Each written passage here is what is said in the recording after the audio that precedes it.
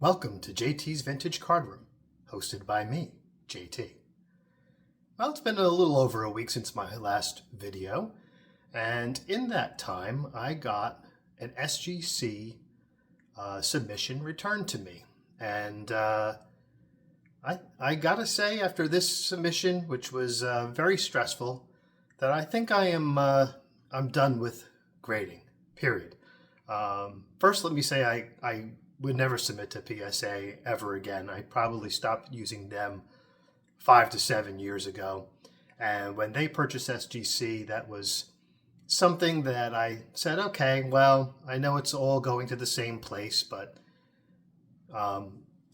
it's still a company I trust, company whose grading is fairly consistent, and all that stuff that goes along with it.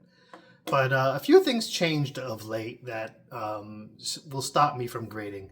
First and foremost is I used to do all my submissions at shows. I would bring my cards to shows and turn them in directly to the grading company, thereby bypassing the absolute stress and lack of trust I have with any kind of mailing system, whether it's FedEx, UPS, or our faithful United States Postal Service. I have had bad experiences with all three.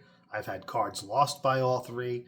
I've had cards misdirected and, gone by way of China, figuratively, of course, not literally, to come back to me a month later. It's too much. And this last submission included a reholder for my Mickey Mantle rookie 51 Bowman. And that, along with the rest of the cards, made the submission over $15,000. And that's really kind of scary to send that much value in cards in one submission, in one package, that really, could get lost. And I'm sure a lot of you are out there saying, well, just get insurance. And I guess that's a solution, sort of. I can't imagine the process of getting paid through insurance would be something that's easy, especially since they have not looked at what's in there. We're not telling them what's in there, just the value. You could take pictures beforehand and after and the packaging and everything else that goes along with it. I get all of that. But the truth of the matter is, it's just some of these cards can't be replaced. At least not maybe for the prices that I got them, or I just grown an attachment to the ones I have, and it is what it is. I don't want to lose them. So at least when you hand it to the grading company, in my case, my favorite was SGC, it's done and over with. You're handing it to them, it's on their insurance now. And speaking of insurance, if I were to, this last submission I did through UPS, they said it would be 3 cents per 100, I think it was, which worked out to be, $700 to insure the package.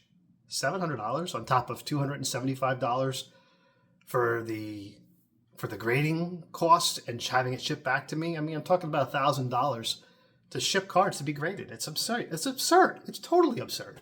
And maybe there's some of you out there that will completely disagree with me, but to me, that's just crazy. That's $1,000 that can go towards cards. So I took the plunge. I did it. The cards came back. And the final nail in the coffin for me, and everyone's got to have their own experience, but the final nail in the coffin for me was some of the grades that I received, which to me just really made no sense. And I'm going to show them to you shortly.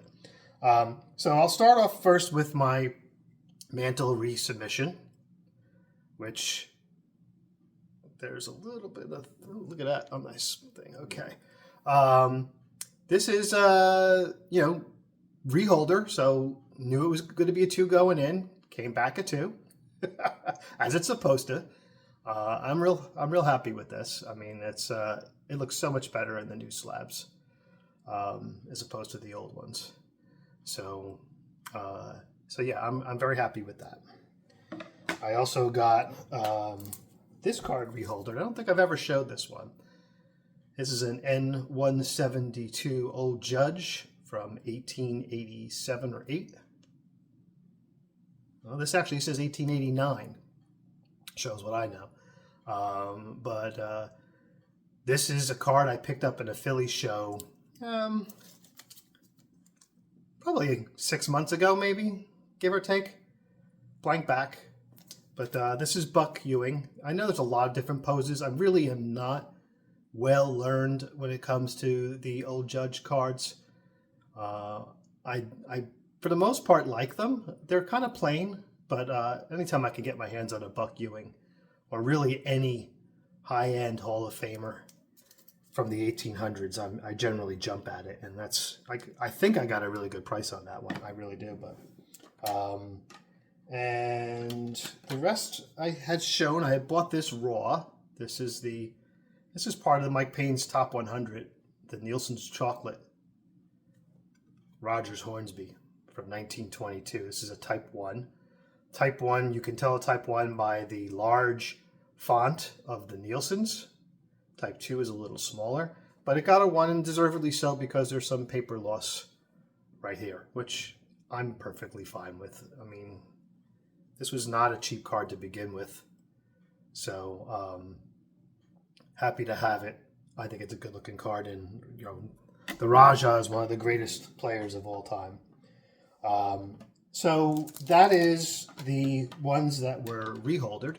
So let's talk about some of the grades that I got. First, let's talk about the good ones. Get the good ones out of the way.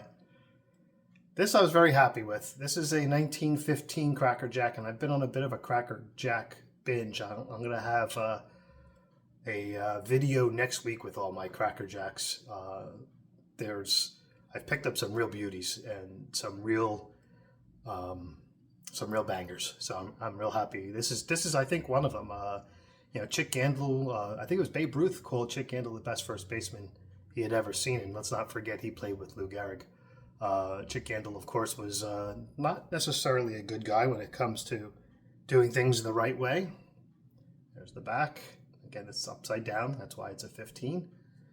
But I got this card raw, and I was, you're always scared to buy these cards, these big cards raw. You never know if they're going to come back, not meeting the minimum size, being trimmed, whatever. Fakes, God forbid, a fake. But I was very pleased. I got this from a reputable dealer. I felt at a pretty good price, and definitely a good price considering it came back a 3, so I'm very happy with that. This is another card that I kind of expected a slightly better grade, but it's not a big deal. This is one of those 1934 to 36 batter-ups of Bill Dickey. So I picked this up at a local show, and I was just kind of enamored with the card, so I picked it up. They're blank backs. I don't think it's worth a whole lot. Maybe a few $100, 300, maybe 200, maybe a little bit less with the 2. I was kind of hoping for a 3, but it's fine. I don't worry about that. And Cashin is another set that I've been kind of working on and enjoying getting. Here's a Paul Wainer that I had, and this I bought already graded. And that's what I think I'm going to do going forward. I'm not against grading. I'm just against sending it myself. I don't want to be the guy who pays new car prices, for a used car. I'd rather just get it already done, know what's in there, get the, the extended warranty, as it were, if we were using a car reference. And, I know what I have already. It's already graded. This is a Paul Wainer from the Cashin, 1929 Cashin Publications. It's a nice card. It's nicely centered. It's not great. Has some back where it bleeds in a little bit. But it's a nice card. Decent lines. I just got this new light. I see a lot of you guys use them. I don't know if it's better or worse. I'm not sure I like this circle. That right there. But so yeah, that's the card. And I based my submission of my Melot Cashin on this Paul Wainer because to me, they're pretty similar. Melot is actually centered better. Corners might be a little bit softer, but not much. Has the same bleeding that the other one has. Probably a cleaner back. No creases or anything like that, but it came back a 2, and I was a little disappointed with that. And again, you fully expect to be disappointed these days. And good Lord, why are we sending these people our money just to be disappointed? I felt awful when I saw Greg from Midlife Nation opening up his most recent SGC submission, and just watch his jaw drop as he fully expected one grade and got 2 or 3 less. It was heartbreaking, and I get it now, Greg. I do. Yeah, so that's that. But here's the most egregious one, and I felt so strongly about this that I actually reached out to Tyler Eve, who is he's now the Brent Martin of SGC. I don't generally do new cards. This is a card I got as part of a collection that I bought, and there it is. It looks really, really good. Let's see if we can do this so that you could get a good view of the card. But look at those corners. And the edges are fine. The centering is about as good as you can get. There are no creases, no wrinkles, nothing. But SGC, in their infinite wisdom, said it was a 4.5. I personally don't get it. I mean, if you guys see something that I don't see, please tell me. When I got the grade, like I said, I reached out to Tyler. I'll leave it up here, and I said, "You gotta explain this grade to me. I just don't get it." And he goes, "Well, take pictures, from different side angles, different lighting, and send them to me front and back, and let's see if we can come up with something and at least an explanation." So I did all of that, and the end result was kind of what I expected. There's nothing there that can determine why they came up with a 4.5 or an explanation, and I basically said to him, I said, it's not unexpected. It's sad, but it's not unexpected. I mean, we're just completely in the hands of a person, male or female, doesn't matter which it is, that is looking at this card for about 30 seconds to a minute, gives it a quick look, and makes a determination. And I just don't think there's enough. Is there really a second opinion that's given on a card like that? I mean, it's not an expensive card.